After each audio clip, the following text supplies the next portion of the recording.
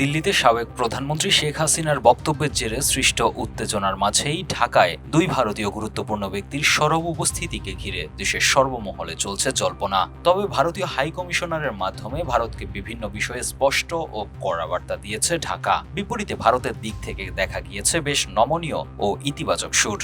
গতকাল ত্রিবেদীর বৈঠকের পর বাংলাদেশের পররাষ্ট্রমন্ত্রী খলিলুর রহমান জানিয়েছেন, বাংলাদেশ আশা করছে ঢাকার দৃষ্টিভঙ্গি ভারত সরকার অনুধাবন করতে পেরেছে এবং বাংলাদেশ রাষ্ট্রের কোনো স্তম্ভকে হেয় করার মতো কিছু ভারত করবে না।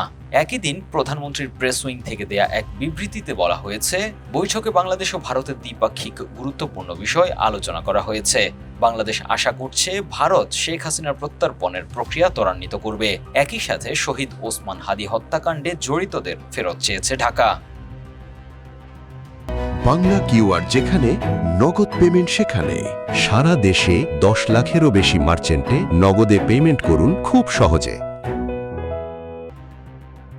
দিনের এই প্রকাশ্য কূটনীতির সমান্তরালেই ছিল আরেক বড় সমীকরণ।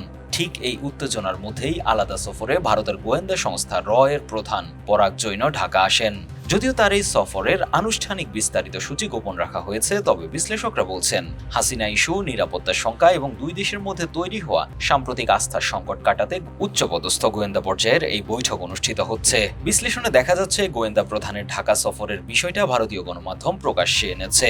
যদিও গোয়েন্দা পর্যায়ের সফর গোপন রাখা হয়, তবে র প্রধানের ঢাকা সফর হয়তো উন্মোচিত করে ভারত আগ্রহ প্রকাশের বার্তা দিচ্ছে বলে অনেক বিশ্লেষক ধারণা করছেন। এদিকে প্রধানমন্ত্রীর সাথে দীনেশ ত্রিবেদীর সাক্ষাতের চেয়ার বিন্যাসও কূটনৈতিক বিশ্লেষকদের দৃষ্টি এড়ায়নি। কিছুদিন আগে চীনা এবং মার্কিন রাষ্ট্রদূতের সাথে প্রধানমন্ত্রী তারেক রহমানের সাক্ষাতের সময় মার্কিন ও চীনা দূতকে প্রধানমন্ত্রীর পাশে বসার সুযোগ দেওয়া হয়েছিল। এমনকি ভারতে পলাতক শেখ হাসিনা সরকারের সময়েও ভারতীয় দূতকে হাসিনা তার পাশে বসার সুযোগ দিতেন।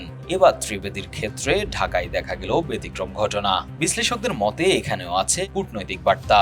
কূটনৈতিক বিশ্লেষকদের মতে আজকের দিনটি প্রমাণ করছে সার্বভৌমত্বের প্রশ্নে ঢাকা এখন কোনো ছাড় দিতে রাজি নয়। আর ঢাকা দিল্লি সম্পর্কের বরফ গলতে ভারতও এখন অনেকটাই নমনীয় পথে হাঁটছে।